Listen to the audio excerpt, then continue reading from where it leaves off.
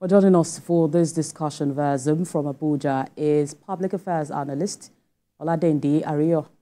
We also have joining us via Zoom from Abuja, Executive Director, Emergency and Risk Alert, Gbenro Olajigbe. Good morning, gentlemen, and thank you for joining us on TVC Breakfast. Good morning. It's a pleasure being with you. So protest in most cases is always as a result of unresolved grievances. But with the effort by the federal government to, meet with major parties in this planned protest, to an extent, would I say, has really not shown the desired results. So let's begin with you, Bero. What's your view on what is playing out right now? Yeah, of course, the first statement I will make is that we should actually learn and relearn what democracy means in this country. And the test of democracy is actually not in consent. It's in dissent.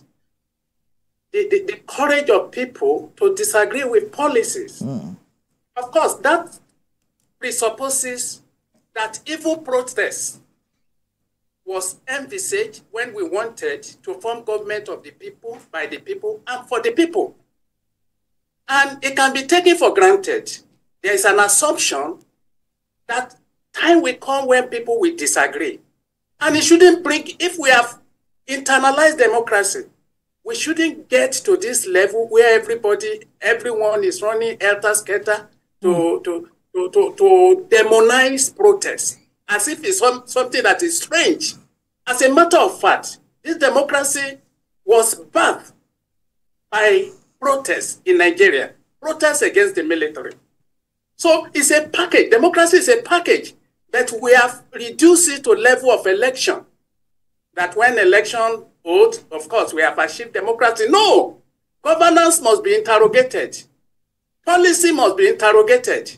And there must be opportunity to disagree with policy that people consider obnoxious, that people consider anti-people, that people consider that is incapable of solving the myriad of problems that we have in Nigeria. Having said that, I will say that most of the statements by military, they are just uncalled for. Why? What needed to be done ab initio, even before this now, was to have, of course, let me tell you that the first policy pronouncement of President Bola Tinubu, which relating to oil price hike, policy must be debated. Policy must be accommodated. Policy must be adaptable and adaptable to the environment. Policy must be holistically reflected on, so that you are not looking at the policy in terms of the amount of money you are going to make, but the quantum of consequences, the consequential impact of a particular policy, no matter how good that policy is, must be engaged with. Then you begin to do what we call cost-benefit analysis. Mr. Olajigbe. Yes. Now, you've just mentioned that policies must be adaptable to the environment. Yes. Even if the policies seem to be draining the economy, because the government had said, first of all, it removed fuel subsidy because the economy was dying. And so they needed to pump in money for infrastructural development and all whatnot. So, that's why I'm saying... Yeah, go on. That is why I'm saying that policy must be interrogated. You know that I said that even if the policy is good, look at the premise on which this government built that policy. Number one, they canvass all through the nation that the policy is only benefiting the rich and not the poor. That was very wrong and in fact, extremely wrong, in the sense that in Nigeria, we know that we are coming from a threshold of a country where 133 million people are multidimensionally poor. Aside from that, why I'm saying that policy, that was a lie, is that every right and transportation has been key issue. And then every rice you buy, there is element of fuel in it. Every beans you buy, there is element of of fuel in it, in terms of the price, because you have to transport them. So it's not correct that it has been benefiting only the rich. And as a matter of fact, the analysis that was incompetently made regarding this policy was that, one, what they call subsidy. Let me give you analysis. Assuming that the price of fuel that we are buying is right today, which I don't agree. If the dollar overtake naira to, God forbid, to a level of 2,000 naira per liter, per liter today, then what happened to the gap? The gap, the failure of government to accountably responsible for that gap is what they call policy. It's what they call subsidy. It's not that we are importing. That is the problem. That is the challenge. We are importing and using dollar to buy fuel.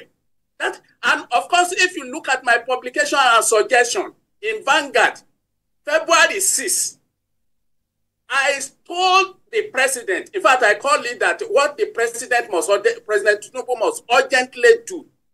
One of the things was, one, to measure the purchase of crude oil in naira, and to give 300,000 barrels, because the government claimed that they have increased the production to 1,700 then.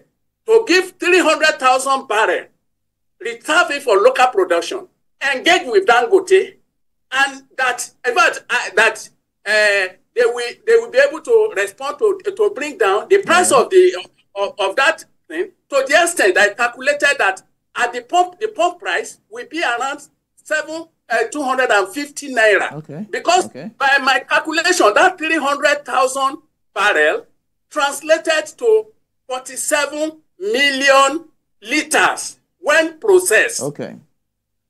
Do you get it? That will be able to stabilize the economy. That will be able to reduce and reverse the pressure put on naira through importation. That will be able to ameliorate the social consequences of this policy. If you can hear me, the president, when he came in, mentioned that some of these policies will be like childbirth and will not be easy, but is for the benefit of Nigerians in the long run. And to an extent, if you've seen, they have been, providing some palliatives to cushion the effect of the subsidy removal. And so I understand where you're coming from. But very quickly, let's quickly get the perspective of Oladide to this matter. Good morning. Thank you for joining us.